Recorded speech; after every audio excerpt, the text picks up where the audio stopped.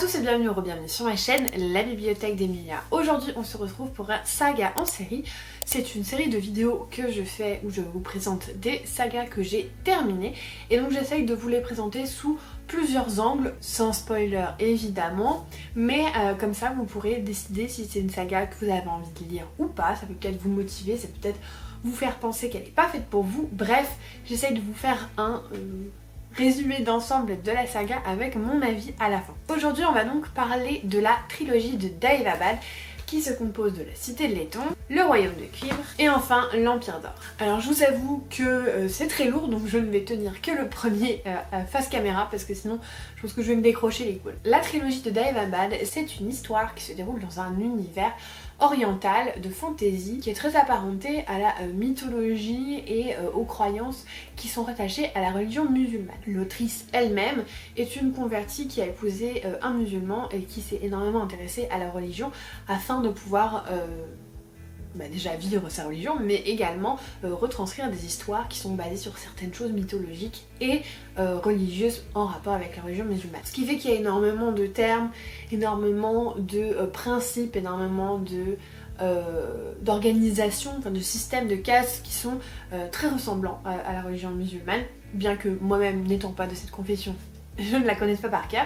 Et surtout on est sur une histoire qui concerne des djinns. Ce sont les principaux êtres dans ce monde qui est une sorte de monde qui fait partie de notre monde humain mais qui est caché des humains, ce qui fait que par exemple la cité de Daevabad ne va être visible et ne va être potentiellement accessible seulement aux djinns.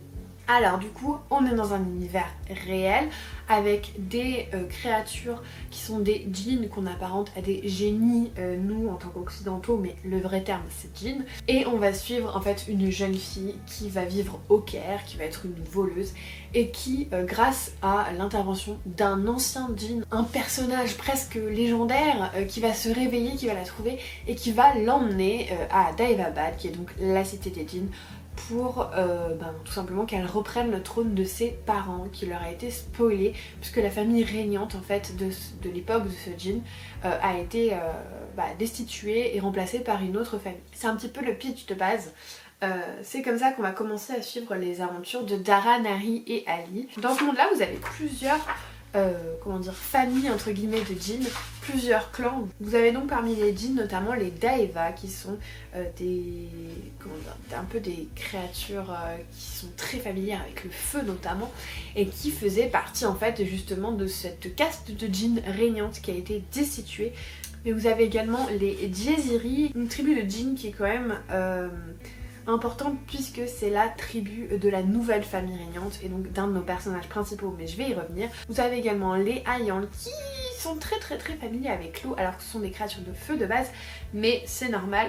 Vous avez donc les Daeva dont on a déjà parlé, il y a aussi les Saraïn, les Agni-Vanshi et les Tukaristanais. D'autres tribus qui ne sont pas extrêmement importantes, elles ont leur importance mais il n'y a pas en fait de personnages principaux qui font partie de ces tribus donc c'est vrai qu'elles sont un petit peu moins développées on va dire. Et vous avez également d'autres créatures comme les Zéphrites qui sont en fait des djinns qui ont été maudits par Suleiman qui est un espèce de prophète. Vous avez également les Marites qui sont des créatures de l'eau et qui sont en constante bataille avec les djinns. Et puis après vous avez des créatures de l'air, des créatures de la terre comme des ghouls, des espèces d'oiseaux, enfin voilà il y a plein de créatures.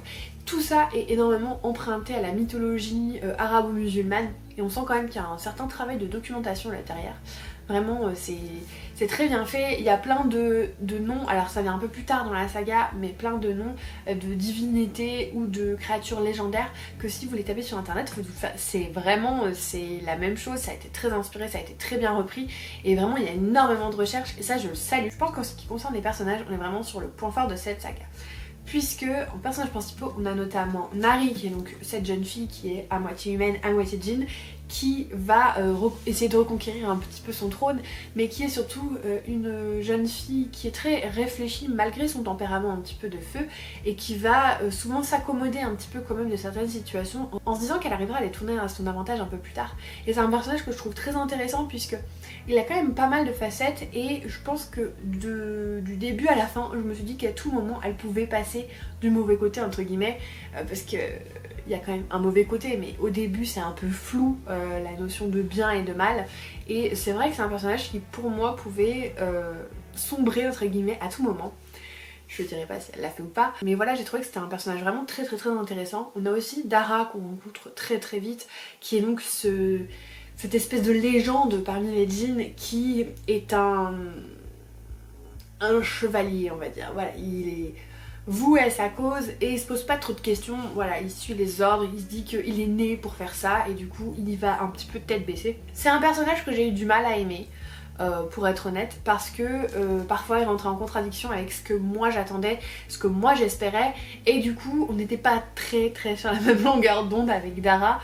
Mais je pense que c'est un personnage aussi qui est très intéressant et qui a été exploité de façon presque logique, et voilà, il y a quand même pas mal de choses. Et en fait le problème c'est que mon personnage préféré c'est pas lui, c'est Ali Azad, alias Ali le prince. Donc forcément déjà j'avais la musique en tête pendant toute la trilogie, mais surtout Ali, tout ce que j'ai pu lire confondu, c'est pour moi le meilleur développement de personnage que j'ai jamais pu lire. Voilà, je trouve que Ali, c'est à lui tout seul déjà une très bonne raison de lire cette saga, vraiment, rien que pour ça, lisez cette saga. Ali Azad, c'est un personnage qui a été très longtemps une victime. Dans le premier tome, c'est vraiment une victime. Il se fait marcher sur les pieds, mais parce qu'il a été élevé comme ça, parce que c'est sa nature d'être profondément bon et gentil. Il est jeune, il connaît rien à la vie et il découvre un petit peu, il est très naïf, voilà, parce que c'est lié à son âge en fait. Et en fait, il va pas rester comme ça, parce que déjà entre le tome 1 et le tome 2, vous avez 5 ans d'écart.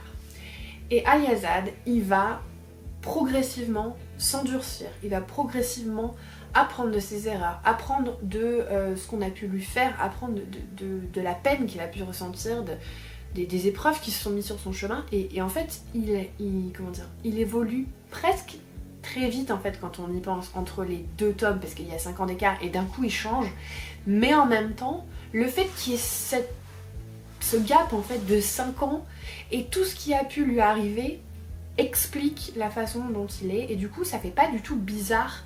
Parce qu'en fait c'est très logique qu'il ait évolué comme ça, qu'il ait grandi, qu'il ait appris, et petit à petit il va apprendre, il va mûrir, il va gagner en maturité, il va changer un peu de comportement, parce qu'en fait la vie a fait que c'est plus le même, mais il passe d'enfant, d'adolescent à homme dans le dernier tome, et c'est vraiment une belle évolution que j'ai pas trouvé forcée, malgré les 5 ans de gap et le changement un petit peu brusque, mais en fait qu'il l'est pas du tout, parce qu'avec tout ce qui s'est passé et avec les 5 ans c'est normal. Il a vraiment cette évolution que je trouve magnifique, et franchement c'est un de mes personnages préférés, tout livre confondu, juste par cette évolution, par cette maturité, par ce fait de grandir, et le fait qu'il garde quand même un petit peu ce côté enfant et naïf qu'il a eu, à avoir quand même envie de faire confiance aux gens et d'y croire, et je trouve ça très très beau, et je pourrais vous en parler pendant 20 minutes, mais vraiment Ali Azad, meilleur personnage ever, voilà, c'est mon chouchou. Après vous avez d'autres personnages qui sont très importants, comme le père d'Ali et son frère Muqtadir, qui est le futur émir, puisque c'est le grand frère d'Ali Azad, qui lui aussi est vraiment... Je l'aime beaucoup, parce que il a des mauvais côtés, mais en fait ça le rend très humain, et même si voilà il y a des choses qui sont un peu irrépréhensibles, moi je trouve qu'il est très humain et il est très bon dans le fond. Et j'ai trouvé que le fait que ce soit pas un héros et que voilà des fois il fasse un peu pas les choses qu'il fait, ben je sais pas, ça apporte vraiment de la texture, et je trouve que les relations aussi entre les personnages, que ce soit Nari Dara ou Nari Muqtadir ou Nari Ali ou Ali Muqtadir, vraiment je trouve que ce sont de belles relations qui sont vraiment utiles à l'histoire. Vous avez aussi un autre personnage qui est très important, mais je préfère pas trop en dire, parce que il prend de l'importance vraiment qu'à partir du second tome, et du coup je voudrais pas trop spoiler, j'ai toujours peur à chaque fois que je fais ce genre de vidéo de dire des choses qu'il faut pas. Bref, vous l'aurez compris, les personnages c'est la grande force de cette trilogie. Malheureusement, il y a aussi des points un peu plus négatifs.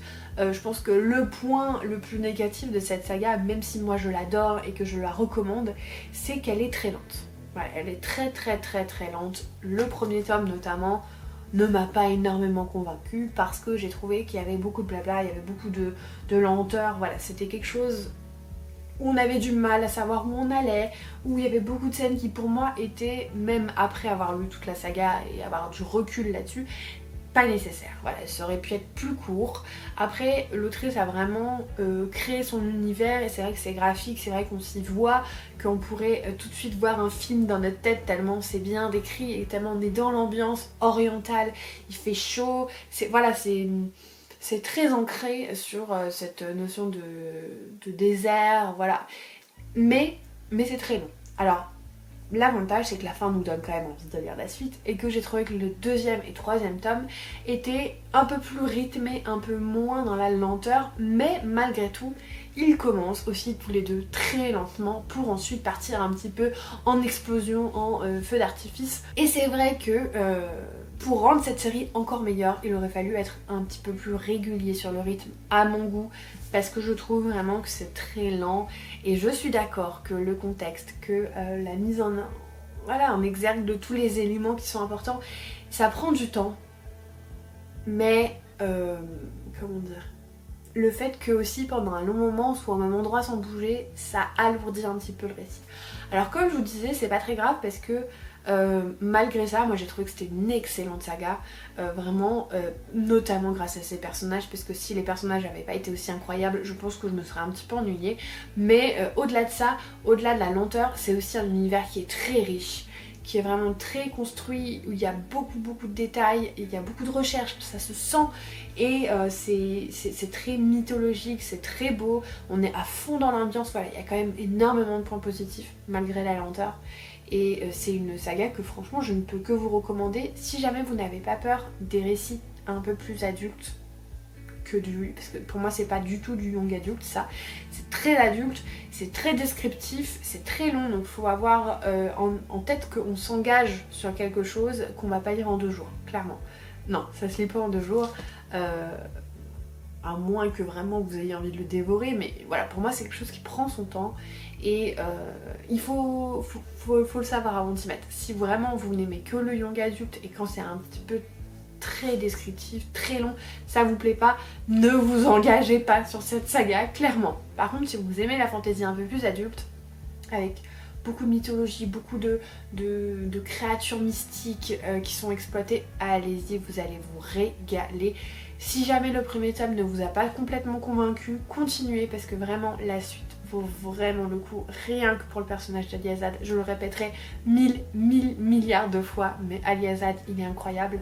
Et voilà, si vous avez envie de découvrir une petite saga de fantasy orientale qui va vous donner envie d'être en été, si vous avez en plus finalement l'été c'est pas si loin, donc si vous avez envie d'une saga pour cet été, n'hésitez pas, surtout que le premier voire le deuxième tome sont déjà sortis en poche chez J'ai lu. Je suis plus trop sûre pour le deuxième tome, mais je sais que le premier c'est sûr il est sorti en poche, ce qui fait que vous pouvez commencer à découvrir cette saga à moindre coût, donc c'est plutôt pas mal, n'est-ce pas? J'espère que cette vidéo vous aura plu, qu'elle vous aura aidé à y voir un petit peu plus clair sur la trilogie de Daevabad. N'hésitez pas à me dire si jamais vous avez apprécié cette lecture, si vous avez envie de la commencer, si finalement on vous a dit que c'était peut-être pas pour vous. Voilà, n'hésitez pas à me faire part de vos ressentis sur cette saga. Si jamais vous êtes arrivé au bout de la vidéo, n'hésitez pas à mettre un petit emoji lampe ou génie. Génie, parce que je sais même pas si l'emoji lampe il existe. À vérifier.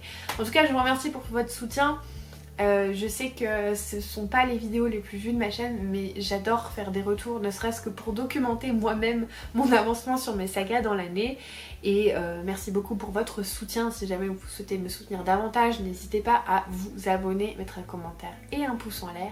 Et en attendant la prochaine vidéo, comme d'habitude, je vous souhaite de merveilleuses lectures et je vous fais des bisous.